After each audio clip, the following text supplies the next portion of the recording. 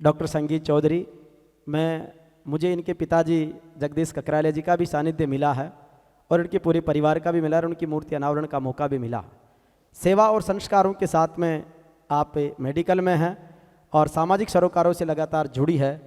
किस तरीके से परिवार के बीच, प्रोफेशन के बीच और सोशल वर्किंग के बीच में एक समन्वय स्थापित करना और आगे किन चैलेंजेस को आप क्रॉस करके अपना एक डेस्टिनी तय करना चाहती है। सभी को नए साल के राम राम। यहाँ पर उपस्थित सभी मातृशक्ति और पितृशक्तियों का मेरी ओर से हार्दिक अभिनंदन। और इस प्रोग्राम के ऑर्गेनाइजर हमारे भाई साहब हरिराम जी केवाड़ा साहब को मैं बहुत बहुत धन्यवाद देती हूँ कि आज आपने राजस्थान की समस्त मातृशक्तियों को एक मंच के ऊपर आसीन किया है। और इस मंच से हम एक उद्देश्य लेके जाएंगे, हम एक एम लेकर जाएंगे कि ये मातृशक्ति और पितृशक्तियों की दोनों की बराबर भागीदारी होती है समाज का निर्माण करने के लिए। यदि एक विकसित समाज होगा तो अग्रणी राजस्थान होगा, और अग्रणी राजस्थान होगा तो एक विकसित भारत होगा। यहाँ की जो सोच है उसने हमारे अंदर नई ऊर्जा का संचार किया है। तो नए साल के साथ, नई ऊर्जा के संचार के साथ अब आप मेरे से क्वेश्चन कर रहे हो कि भाई प्रोफेशन के बीच में, परिवार के बीच में, समाज के बीच में आप कैसे सामंजस्य बैठाते हो। तो इसकी प्रेरणा मुझे बचपन से ही अपने पिताजी श्री जगदीश जी ककरालिया से मिली है कि मैं स्कूल जाती थी तो मैं भी देखती थी कि हमारे भी बहुत बड़ा परिवार था, कि वो परिवार के कर्तव्यों को कैसे निभाते हैं, वो परिवार की जिम्मेदारियों को कैसे निभा रहे हैं, वो बच्चों को सक्षम करने की जिम्मेदारी कैसे निभा रहे हैं। इतनी जिम्मेदारियों, इतने कर्तव्यों का निर्वहन करते हुए भी वो सामाजिक जिम्मेदारियों को भी निभा रहे हैं। उन्होंने समाज के कार्यों को सरोकार भी किया है। तो ये चीज़ें तो मुझे बचपन से मिली है।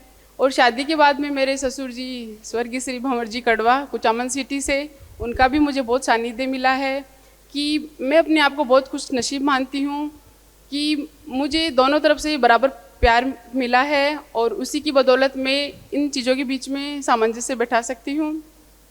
और इसके साथ में ये है भाई, मैं बाई प्रोफेशन एक डॉक्टर बन गई। पढ़ने में अच्छी थी तो भाई पहले हमारे टाइम दो ही चीज़ होती थी, या तो RPMT होती थी या RPET होती थी, और या फिर नॉर्मल आर्ट सब्जेक्ट होती थी। जिस बच्चे के 60% से कम आते थे वो आर्ट्स ले लेता था, 70% वाला साइंस ले लेता था, 80% वाला मैथमेटिक्स ले लेता था। वो परसेंटेज ही हम लोगों के फिक्स रहते थे, भाई हाँ ये इस फील्ड में जा सकता है। हम लोगों से कुछ भी नहीं पूछा जाता था भाई तुझे क्या सब्जेक्ट चाहिए, क्या नहीं चाहिए। बस ये हमारे भी मार्क्स अच्छे आ गए तो मुझे भी साइंस फील्ड में डाल दिया। ठीक है, PMT में सिलेक्शन हो गया, डॉक्टर बन गई, शादी हो गए तो परिवार में जाकर बैठ गए, तो प्रोफेशन में सेट हो गई, बच्चे हो गए। लेकिन मन में कुछ अधूरापन सा लगता था, मुझे एक संतुष्टि नहीं मिलती थी कि यार है ना, पैसे भी है, प्रोफेशन भी है, फिर भी एक माइंड के अंदर कुछ बोलते नहीं कीड़ा चलता है। भाई मैं संतुष्ट नहीं थी, हर चीज़ थी मेरे पास में लेकिन मैं संतुष्ट नहीं थी। मैं संतुष्ट क्यों नहीं थी? क्योंकि मैं समाज से नहीं जुड़ी। मैं पढ़ाई की, मैंने प्रोफेशन बनाया, यानी कि 7-8 साल में समाज से दूर हो गई, सामाजिक गतिविधियों से दूर हो गई। फिर मुझे पता चला कि तेरे तो रगों में ही समाज सेवा का वो एक खून चल रहा है, तो तू कैसे संतुष्ट हो सकती है।